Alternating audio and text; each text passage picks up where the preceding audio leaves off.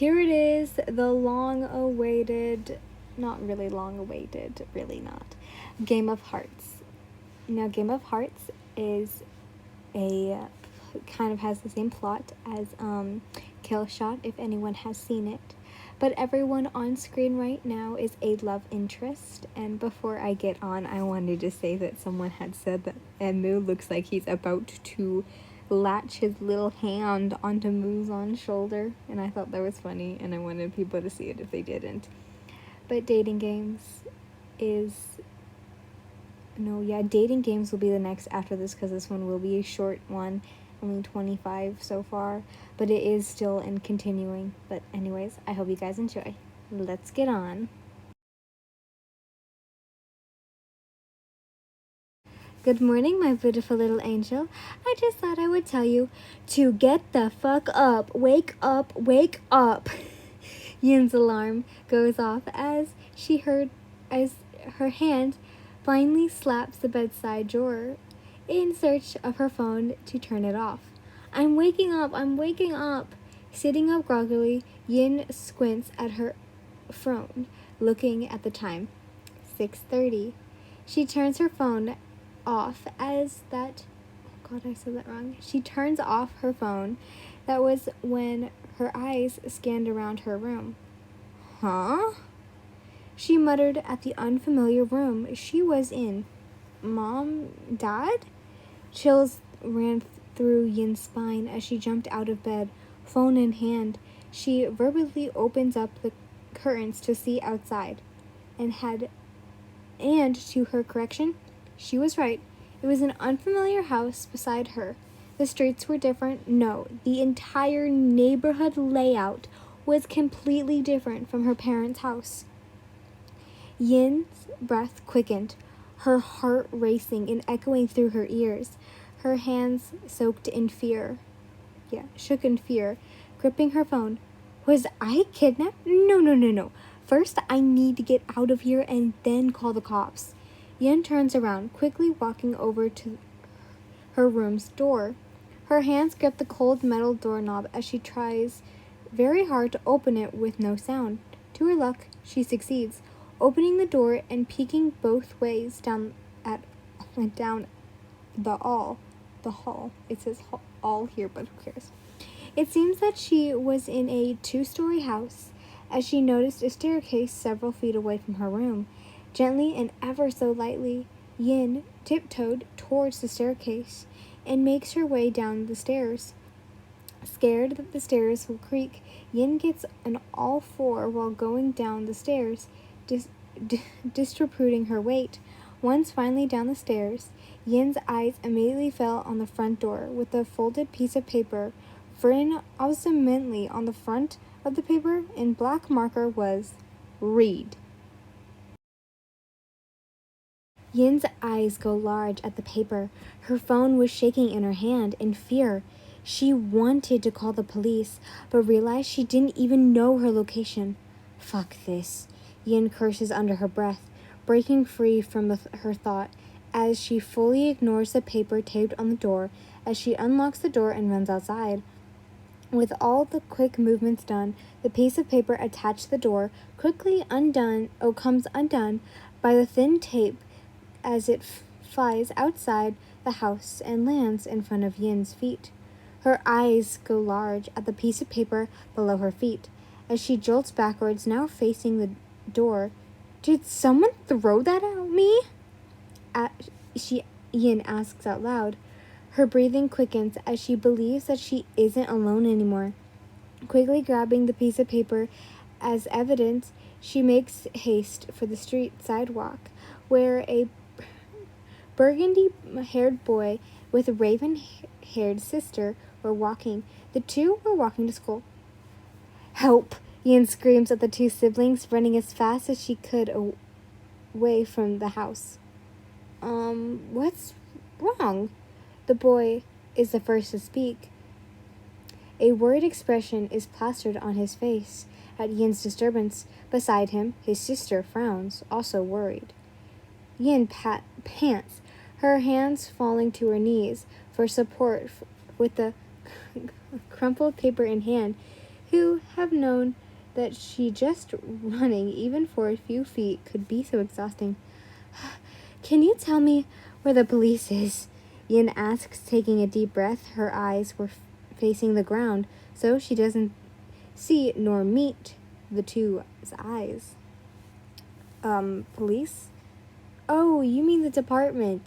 It's a few blocks away from here. You should make a turn past this block, then head straight until you see a cafe called Wisteria.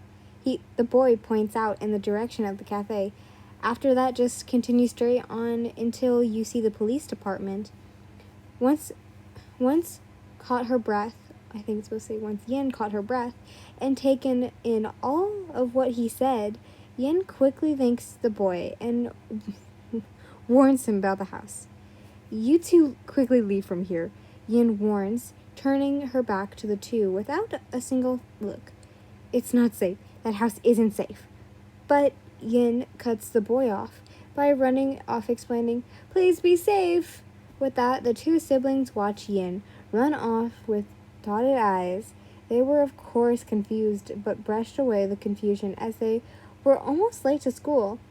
On her way to the police, Yin unknowingly had opened the piece of paper while running and read its contents. When she saw it, made her bones chill. Welcome, Miss Yinlin. This is an outrageous game, a wondrous game of ours. A game in which every action has a consequence. Like any game, there are a set of rules you must abide by. Rule number 1. To win, you must complete the game. There is no wrong choices. Losing is an option, but does it sound tempting? Rule 2. Survive for 1 year. For completion. Rule 3. Cheating is allowed as long as you aren't caught. But mind you, we are watching your every move. Let's play. Game of Hearts. Yin's eyes shook in fear reading the last rule. Watching my every move? The letters shook in her hands. Yin was on edge. This must become a sick joke. Yin turns her head in every direction looking for anyone suspicious. Whatever you are, I'm going to the police. Rot behind bars. Damn bastards. People were walking past Yin and giving her weird looks as she shouted some strange things, dressed in her pajamas. Yin ignored the stares she was receiving before taking off again to the police department. Yin rushes through the sliding doors as she stops at the front desk. Hello, welcome to Kitsuno Okimitsu Police Department. How may I? The male front desk officer gets up once hearing Yin explaining, I want to report a kidnapping. A kidnapping? The officer repeats, could you give me some information on the problem? I woke up in a house that I don't know about. I don't even know the neighborhood the house is in. Yin explains hesitantly. Heck, I don't even know where I am. All right. The officer tries to assure Yin of her safety. You are in a police department. You're safe from whatever it is outside. He gestures. Suddenly Yin was angry. Was he not taking her seriously? Did he not believe her? Gritting her teeth, Yin slams a piece of paper that said read on the front desk.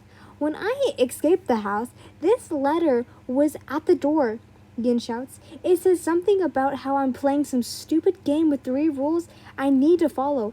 And one of the rules says we're watching your every move. Young miss. The officer puts down the paper he was giving once reading it. His tone and expression was suddenly different. Kidnapping is a serious issue. It is not a laughing matter. Do you think this is funny? The officer's expression was stern and cold as he holds out the letter, which reads something entirely different from before. Hope the move wasn't too tiring. I've left some breakfast in the fridge and some money for this month. Hope your first day goes well. Your favorite uncle. Yin stares at the contents of the letter. Her legs then gave up as she falls on her knees to the ground, her mind sway in confusion at what was happening. Her eyes were wide as her mouth opened. I don't know. Wait, the no is part is not supposed to be there. What is all the commotion going on? A male's voice comes walking over to Yin and the officer. I'm gonna butcher this dude's name. Detective Taneshibana? I think that's his name. But it's another anime character, by the way, so haha. The officer greets. It is nothing. It's only just a girl doing some dumb prank about a kidnapping. The officer hands Detective, just call him T for short, really, because I cannot say his name, Yen's letter, in which he reads, "Kids these days." The officer shakes his head. She had said, Yen sits slightly on the ground. Her expression and emotions was heard nothing of what the officer was explaining to the detective. Did I somehow imagine all that? No. I'm wide awake. I'm self-aware. I know what I saw, but why did the piece of paper suddenly change? Once hearing the officer's explanation and reading the letter, Detective T looks down at Yin. In his eyes, he saw something different. He saw a genuine terrified girl. That was when he decided to take her to his office. I would like to speak with this young miss about her impulse actions. Detective T says, "Is that all right with you, officer?" "Yes, detective." The officer quickly agrees. "Get up. The detective wants to speak with you." Hearing this breaks Yin out of her state as she looks up at the detective beside her. He had short black hair and blue eyes. He wore a gray suit with a burgundy tie. "Come, let's speak in my office, shall we?" Detective T says, leading Yin, who follows in silence. "Please, take a seat." The detective gestures to a seat across his desk. The office was quite messy, as he seemed to be in the middle of an investigation. Yin sits down at the detective's seat across from her, turning on his computer. "Now then," the Detective T starts. "My name is Detective..." What I said in the beginning, T. "What is yours?" Yinlin," the girl answers. Her eyes were starting down at her lap in shame and confusion. The detective begins typing up Yin's name on his computer, bringing up her record and information.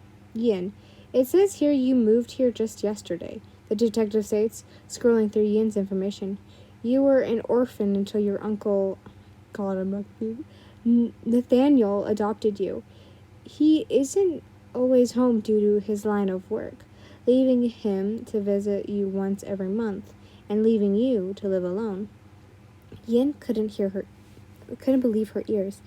This has to get some sick dream. No, some sick nightmare.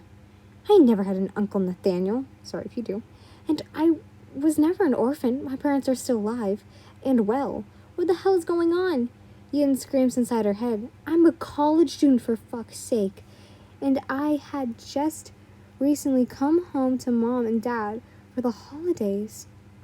Detective T subconsciously was proven right. Something definitely wasn't right, especially when hearing information about herself. Yin's eyes shook in fear. Her eyes even told a hint of confusion. Yin breaks her thoughts away from her parents as she suddenly gets up from her seat, bowing. She bows at the detective, apologizing. "I'm sorry, detective." Yin apologized. Her eyes were staring at the floor, emotionless. "I didn't mean to make some silly story." Those last words made Yin's teeth grate. In frustration, Detective T stares at the girl, stunned. What was she apologizing for? "It's all right." He shakes his head, giving her a soft smile. Yin looks down at her flat flip-flops, slight as she head sways with no question. "It says here that today is your first day at Betsu High School." Detective T reads Yin's records. "If you hurry now, you won't miss your first day." Of course," Yin slowly nods, proceeding the idea that she is a high school student. I'll be on my way. Wait, Miss Lynn. The detective suddenly stands up. How about I drive you home? It'll be quicker. Oh, Yin murmurs. Okay, thank you so much, Detective. Detective T turns off his computer as he gets up from behind his desk. Grabbing his coat, in all honesty, he couldn't shake the feeling that what Yin had said. Something about what she said disturbed him. That was why he offered to take her back home, to see things for his own. The two walked out of the detective's office, walking past the front desk. Detective? The officer from before calls out. I have some business with this investigation. I must take off. So, in the meantime, I'll also take Miss Lynn home. The detective answers, as the two leave the building. In the drive back home, Yen sat in the police car's shotgun seat.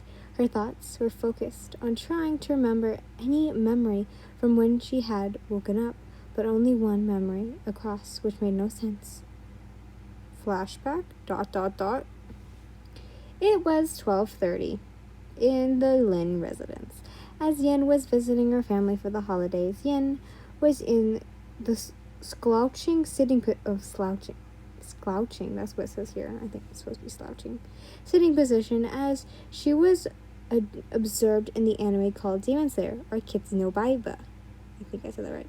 She was on season 1, episode 22, where the main protagonist, Tanjiro Kamado, was taken to the Demon Slayer headquarters, putting him on trial alongside, while all, oh my god, I can't read, along the way meets all the Hashira.